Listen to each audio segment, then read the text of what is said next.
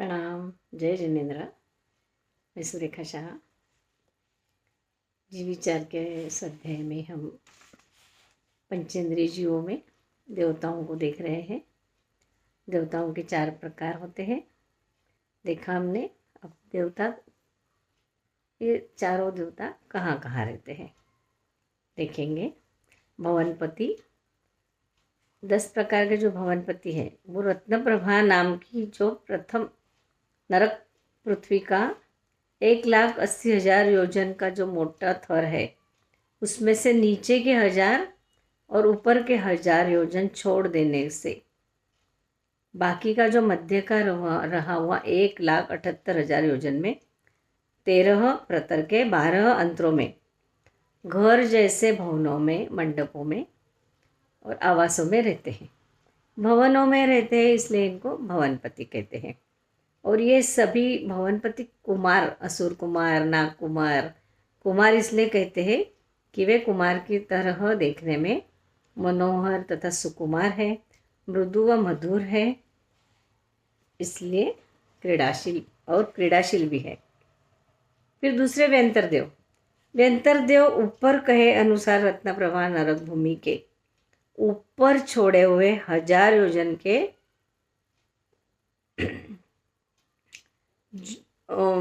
दल से नीचे और ऊपर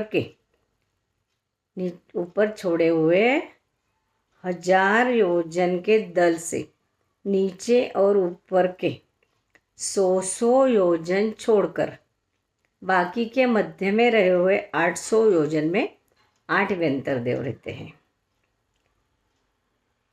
इनके स्थान को नगर कहते हैं। अब ऊपर के छोड़े हुए 100 योजन में से ऊपर के और नीचे के 10-10 योजन छोड़ने के बाद बीच के 80 योजन में 8 वाणव्यंतर रहते हैं। अब वाणव्यंतर जाति के देव ये अपनी इच्छा से अथवा दूसरों की प्रेरणा से भिन्न भिन्न जगह आया जाया करते हैं। इनमें से कुछ तो मनुष्य की सेवा भी करते हैं, जैसे तीर्थंकर, चक्रवर्ती, बलदेव, इन सबों की ये सेवा भी करते हैं। इनमें जो वाणव्यंतरों में जैसे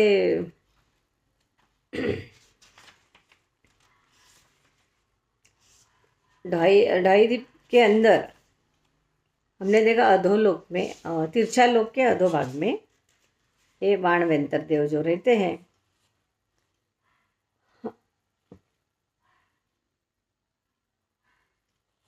ये पर्वत, गुफाएं और वनों में भी वास करते हैं। ये देव तीर्थंकर, चक्रवर्ती, बलदेव आदि उत्तम पुरुषों की सेवा करते हैं। उसमें किन्नर जो रहते हैं वो देदीप्यमान मुकुट वाले, सुशोभित आकार वाले, किम पुरुष जो मनोहर मुख हाथ वाले, विचित्र प्रकार के विलेपन करके मालाएं धारण करने वाले, महोरग महावेग वाले, मोटे शरीर वाले होते हैं, विविध प्रकार के अलंकार धारण करने वाले होते हैं। जो गांधर्व रहते हैं वो प्रिय दर्शन वाले, उत्तम स्वर वाले होते हैं। यक्ष जो गंभीर मनोहर दर्शन वाले होते हैं, मस्तक पर मुकुट धारण करते हैं। राक्षस लाल और लंबे लटकते होठ वाले, सुवर्ण के अलंकार धारण करने वाले, भयंकर दर्शन वाले होते हैं। भूत सौम्य मुख वाले, रत्न के आभूषण धारण करने वाले होते हैं। पिशाच मनोहर रूप वाले, रत्न के आभूषण को धारण करने वाले होते हैं। अब बीच में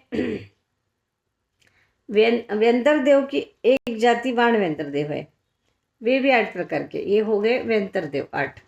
अब वाणव्यंतर देव जो है इसमें इसके उपरांत तिर्यक जृंभक देव है, वो भी व्यंतर ही है।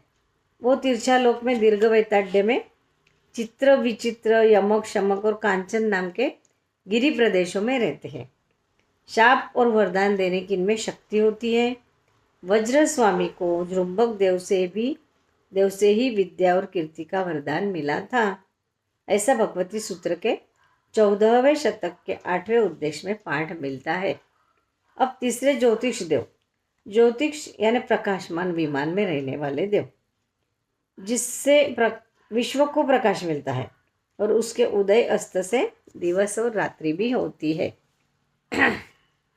अब ये कहाँ रहते हैं?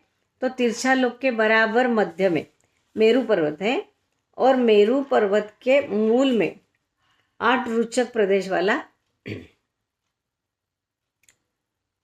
समभूतला नाम के एक समभूतल पृथ्वी का भाग है। इस समभूतला से 900 योजन ऊपर और 900 योजन नीचे, इस प्रकार 1800 योजन में तिरछा लोक है। अब इसमें से ऊपर के 900 योजन में प्रकाश करने वाले ज्योतिष देव इस प्रकार स्थित है। समभूतला से 790 योजन की ऊंचाई पर ज्योतिष चक्र के क्षेत्र आरंभ होता है, जो वहाँ से ऊंचाई में 110 योजन परिमाण है और तिरछा असंख्यात द्वीप समुद्र परिमाण है। इस ज्योतिष चक्र की 110 योजन परिमाण ऊंचाई में सबसे पहले तारों के विमान हैं, वहाँ से 10 योजन की ऊंचाई पर सूर्य का विमान है, वहाँ से 80 योजन की ऊंचाई पर चंद्र का विमान है, वहाँ से 4 योजन की ऊंचाई पर नक्षत्रों के विमान है और वहाँ से 16 योजन की ऊंचाई पर ग्रहों के विमान है। 2.5 द्वीप में जो भी ज्योतिष चक्र है देव वो सदा भ्रमण करते हैं।